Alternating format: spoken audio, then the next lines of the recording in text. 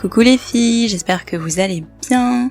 C'est Lisa pour Roots Podcast et aujourd'hui je vous retrouve pour vous parler 2021, les résolutions, comment faire pour les tenir, etc., etc. Alors, donc déjà 2020 a été une année qui a été assez fatigante sur le plan émotionnel. J'ai été très fatiguée parce qu'il s'est passé beaucoup de choses, on a dû gérer beaucoup d'informations. On a plongé dans l'inconnu et tout parce que je pensais pas que de mon vivant j'allais un jour me dire que je ne sais pas de quoi l'avenir est fait, etc. Et franchement, je pense que c'est à peu près tout ce qu'on ressent en ce moment. On ressent tous un peu ça. On n'est pas trop sûr de l'avenir. On ne sait pas trop de quoi demain est fait et on est en permanence dans l'incertitude et c'est fatigant. C'est fatigant parce qu'on sait pas. On a plein d'infos. On veut savoir quand est-ce qu'on sera enfin libre, quand est-ce que la vie sera comme avant, mais aucune info, rien du tout.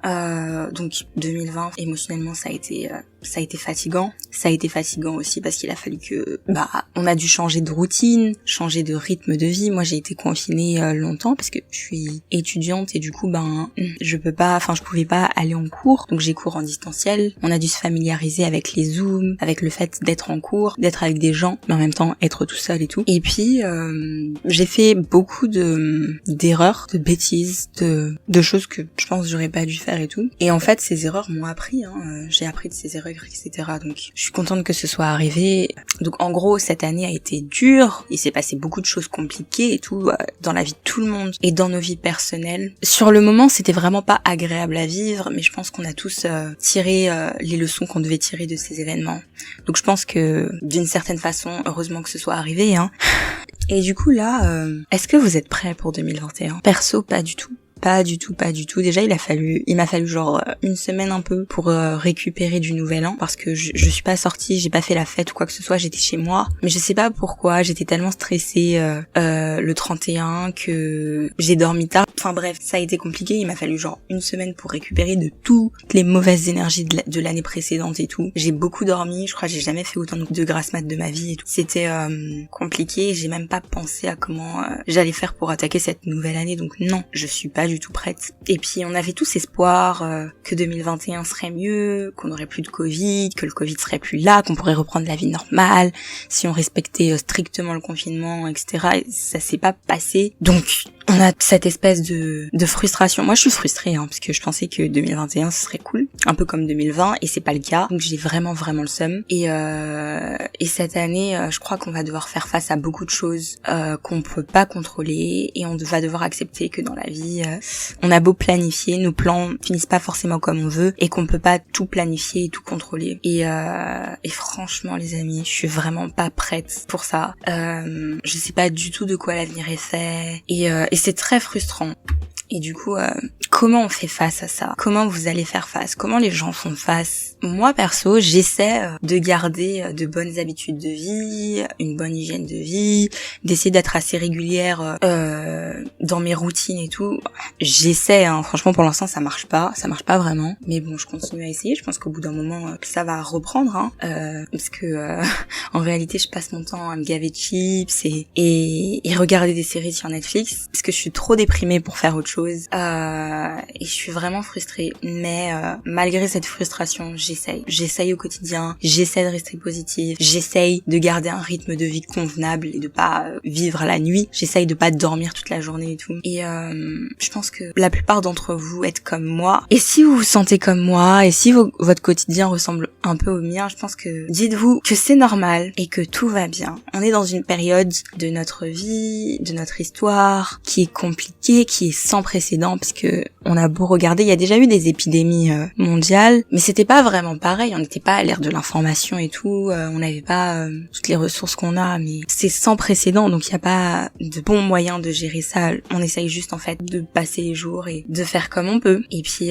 si vous êtes comme moi, tout va bien, c'est normal, vous êtes pas en train de rater votre vie, je sais pas pourquoi, à chaque fois que je parle avec certaines amies, elles me disent oh mon Dieu, j'ai l'impression de pas être productive, j'arrive à rien, j'arrive pas à réviser, j'arrive pas à faire ci et ça, j'ai l'impression que je vais rater ma vie. Personne rate sa vie en fait, tout le monde entier est en pause, c'est une catastrophe pour tout le monde, c'est la merde pour tout le monde. C'est la merde pour tout le monde, c'est comme ça en fait.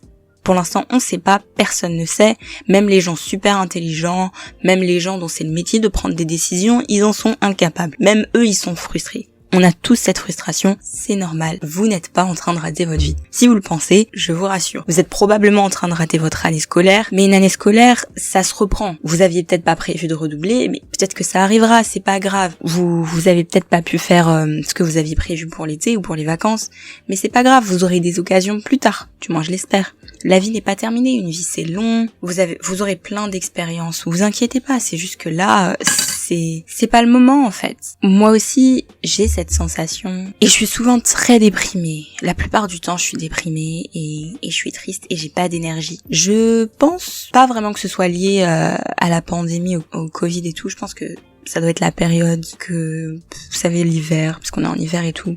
Et ça doit être la période, l'hiver qui fait ça, qui fait que, parce que je déteste l'hiver, c'est vraiment pas ma saison, je suis une meuf du printemps, je suis née au printemps, j'aime le printemps, je déteste le froid, je déteste l'hiver, et ouais, l'hiver pour moi c'est la période de la déprime, hein, genre. Et du coup j'ai 2 résolutions. Déjà la première ce serait de retrouver un rythme de vie un peu plus sain, d'avoir un sommeil plus régulier, de me lever à des heures régulières parce que depuis les vacances j'ai accumulé les mauvaises habitudes. Je me couche tard, je me lève tard, je dors toute la journée, je suis éveillée toute la nuit et tout. Donc franchement faut vraiment que je bosse là-dessus, ça va prendre un certain temps parce que vous savez le corps fait un peu ce qu'il veut, donc je prendrai d'abord le temps pour ça, pour retrouver un rythme de vie régulier et sain. Et ensuite, ce serait de prendre du temps pour décompresser, mais vraiment décompresser, pas ne rien faire en traînant sur les réseaux sociaux, mais vraiment faire des trucs que j'aime faire plus et décompresser un peu comme quand je le faisais quand j'étais petite. Parce que le monde est vraiment stressant en ce moment, on a déjà beaucoup de pression de partout et l'objectif c'est de traverser cette crise qui risque de durer un moment, c'est de la traverser en fait, de passer à travers et de le faire jour après jour en fait, parce que c'est un marathon, pas un sprint. Rien ne sert de se précipiter, il faut tenir la longueur. Et pour tenir la longueur, il faut savoir être régulier et savoir prendre son temps. Donc voilà, 2020, ça a vraiment été une année horrible, sur tous les plans, pour tout le monde. On aurait tous voulu faire autrement et que les choses soient autrement, mais malheureusement on peut pas. C'est comme ça, la vie étant ce qu'elle est, les choses sont arrivées, ce qui est fait est fait. C'est arrivé, peu importe pourquoi ou comment on a fait ci, on a fait ça, pourquoi la situation est comme elle est. Nous, on n'y peut rien, hein, c'est pas notre rôle de tout expliquer. Notre rôle à nous, c'est d'agir, de prendre des actions et d'y faire face. Ça va pas être évident, ce sera pas évident tous les jours. Certains jours, ça ira tout seul, d'autres jours, ce sera un peu compliqué. Ouais, ce sera pas facile tous les jours, mais soyez patient avec vous-même. Acceptez que comme la vie, vous n'êtes pas parfait et que comme toute chose, cette horrible période finira bien par passer un jour. Elle finira par passer. Peu importe le temps que ça prendra, ça finira par passer, ça passera. Et votre déprime aussi. Votre déprime, la situation compliquée, elle passera. En attendant que ça arrive et que ça passe, prenez des actions, agissez, faites de votre mieux si vous le pouvez. En attendant que ça passe, il va falloir que vous bougiez un peu le cul, un peu, pas trop, mais quand même. Faites de votre mieux, faites du mieux que vous pouvez, si vous le pouvez, et quand vous le pouvez. Et c'est tout en fait. Je pense que j'ai pas grand chose à dire. Je ferai peut-être un épisode sur comment tenir ses résolutions, mais voilà. Donc je pense que je vous ai tout dit.